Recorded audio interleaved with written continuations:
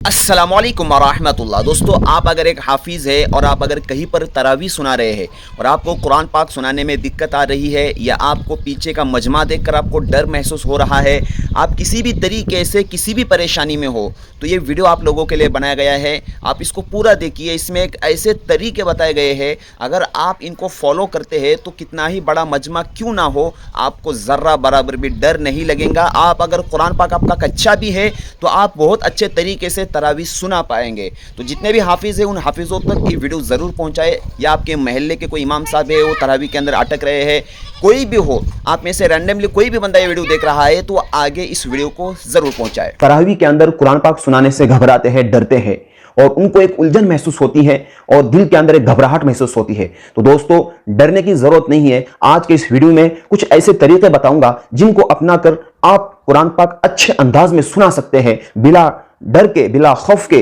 बिला झिझक के। आप कुरान पाक को, चाहे आपके पीछे तरावी के अंदर कितना ही बड़ा मजमा क्यों ना हो, आप बिला डरे उनको कुरान पाक सुना सकते हैं। क्योंकि दोस्तों, कुरान पाक की जो उलझनें होती हैं न याद करने की, उन सारे उलझनों का जवाब आज के इस वीडियो में मैं आज आपको बताऊंगा। और मैं आपको यह भी बताऊंगा कि कुरान पाक को किस वक्त में आपको याद करना है और किस वक्त में याद करने से आपको अच्छे तरीके से याद होगा और महफूज होगा आपके सीने में। वो सारे तरीके आज के इस वीडियो में बताने वाला हूं। दोस्तों, वीडियो में आगे बढ़ने से पहले आप अगर चैनल पर नए हैं तो चैनल को सब्सक्राइब करना ना भूलें। तो चलिए दोस्तों, आज के इस वीडियो को शुरू करते हैं। दोस्तों, उमूमन वो हुफाज किराम कुरान पाक सुनाने से डरते हैं जिन्होंने अपने पढ़ाई के दौरान मेहनत नहीं की, या वो हुफाज या वो हाफिज कुरान डरते हैं जिन्होंने मेहनत तो की थी लेकिन बाद में तरावी नहीं सुनाई, बाद में कुरान मजीद को नहीं सुनाया तरावी के अंदर, जिसकी बुनियाद पर उनका कुरान पाक कुछ कच्चा है और पढ़ाने में डर महसूस होता है। तीसरी कैटेगरी वो आती है जिनको याद तो होता है लेकिन वो सुनाने में, जब वो कुरान पाक सुनाने के लिए आगे बढ़ते हैं तो कुरान पाक उनसे भूल जाता है, समझ में नहीं आता किस तरह पढ़ाना है, कहां रुकना है, कहां ठहरना है। तो दोस्तों, आपको करना यह है कि आपको दिल मजबूत करना है। आप जो है, अगर आप दिल मजबूत करके मैदान में कूद पड़ोगे तो वहां से रास्ते निकलेंगे आपके। आप कितने ही मुसीबतों के अंदर क्यों ना हो, कितने ही ऐसे रास्ते में क्यों ना हो जहां पर आपके लिए उलझने हो, रुकावटें हो, लेकिन आपने अगर उस रास्ते पर चलना सीख लिया और उस पर गुजरना सीख लिया तो दोस्तों, आपको दुनिया की कोई ऐसी चीज नहीं है जो कामयाब होने से रोक दे। आप कामयाब होकर रहोगे अगर आपने अपने दिल के अंदर यह हिम्मत की कि मुझे कुरान पाक सुनाना है, चाहे कुछ भी हो, मुझे कुरान पाक सुनाना है, मुझे मेहनत करनी है और मुझे कुरान पाक अच्छे से याद करना है, अपने सीने में महफूज करना है। क्योंकि अल्लाह ने मेरा जो इंतखाब किया है कुरान मजीद को अपने सीने में, कुरान मजीद को सीने में महफूज करने का, जो अल्लाह ने मेरा इंतखाब और चुनाव किया है, मुझे उस पर कायम रहना है और मुझे कुरान पाक याद करना है। पहले तो आपको दिल को मजबूत करना है। अगर आपका दिल कमजोर है तो दोस्तों, कभी भी आप कुरान पाक नहीं सुना सकते, कभी भी आप अच्छी तकरीर नहीं कर सकते, कभी भी आप लोगों को अच्छे अंदाज में अल्लाह के अहकामात नहीं सुना सकते।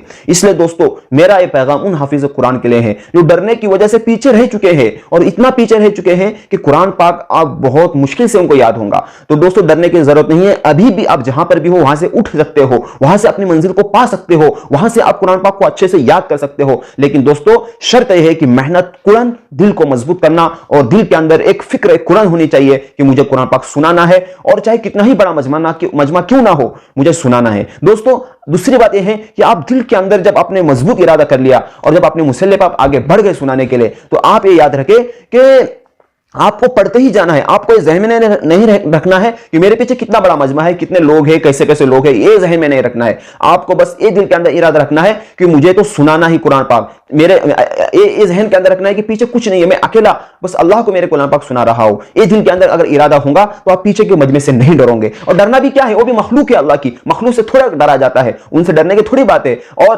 दोस्तों, आप अगर दिल का इरादा आपके मजबूत नहीं है तो आप कुरान पाक नहीं सुना सकते। और दोस्तों, आप जो कुरान पाक को याद करने का तरीका है वो रमजान से पहले ही होता है, क्योंकि जो तैयारी होती है मैदान में जाने की और रमजान से पहले ही की जाती है, ना कि आइन रमजान के अंदर। आइन रमजान के अंदर तो रोजे होते हैं जिसके वजह से आपको ज्यादा कुरान पाक पढ़ने का मौका भी नहीं मिलता। तो और कुरान पाक चूंकि याद करना तो उसके लिए स्ट्रगल है, मेहनत है, उसके लिए काफी मेहनत करना पड़ती है आपको। इसलिए रमजान से पहले के जो 1-2-3 महीने होते हैं उसी से आप कुरान पाक को याद करना शुरू कर दे। वैसा तो हर हाफिज कुरान को अपने जिंदगी का यह मामूल बनाना है कि रोजाना 3 पारे पढ़ना है उसको, पूरे साल के अंदर कंटिन्यू, ये उसको मामूल बनाना चाहिए। और एक कुरान पाक का हक भी है, अगर आप इस हक को पूरा करते हैं तो भी आपका कुरान अच्छा रहेगा।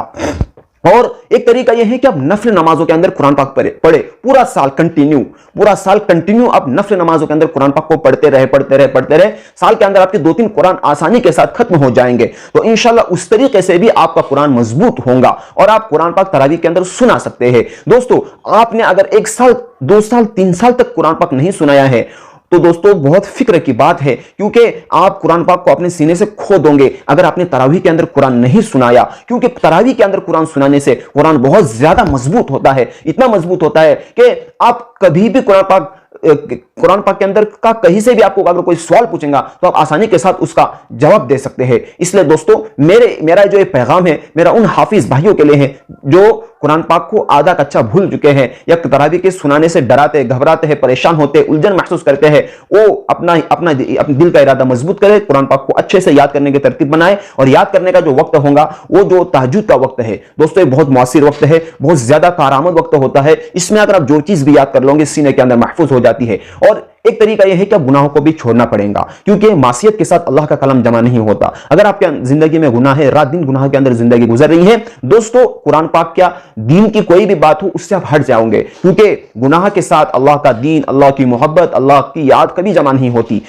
तो अपने दिल को मासियत से खाली करे। उसका तरीका है कि 2 रकात सलात तौबा की नमाज पढ़कर अल्लाह से माफी मांगे और फिर कुरान पाक को याद करने की कोशिश करे और ये ख्याल करे कि मेरा रब का कलाम है, इसको मुझे याद करना है, मुझे इसको पढ़ना है ताकि मैं जन्नत के दर्जे बुलंद हो जाए मेरे, और आखिरत के अंदर मेरा मकाम बढ़ जाए और मेरे माँ बाप को कल क़यामत के दिन अल्लाह रब्बुल इज्जत एक ताज पहनाएंगे, क्योंकि वो ऐसा ताज होगा कि सारी दुनिया उससे रोशन हो जाएंगी, ऐसा चमकदार ताज होगा। तो मेरे माँ बाप के लिए भी मैं फख्र का जरिया बनूं और मेरे माँ बाप के लिए मैं इज्जत और मर्तबे का जरिया बनूं। इसलिए मुझे कुरान पाक को महफूज करना है सीने में, उस पर अमल भी करना है, उसके मुताबिक जिंदगी भी गुजारनी है। तो दोस्तों उम्मीद करता हूं कि इस वीडियो के जरिए से आपको कुछ बातें समझ में आई होंगी। कुरान पाक को कैसे याद करना है, किस वक्त याद करना है और कैसे याद होता है, सारी चीजें मैंने आपको इस वीडियो के अंदर बताई। तो चलिए दोस्तों, इंशाल्लाह इसके बाद वाली वीडियो में मिलते हैं। तब तक अपना ख्याल रखना, दुआओं में याद रखना। अस्सलामु अलैकुम व रहमतुल्लाहि व बरकातहू।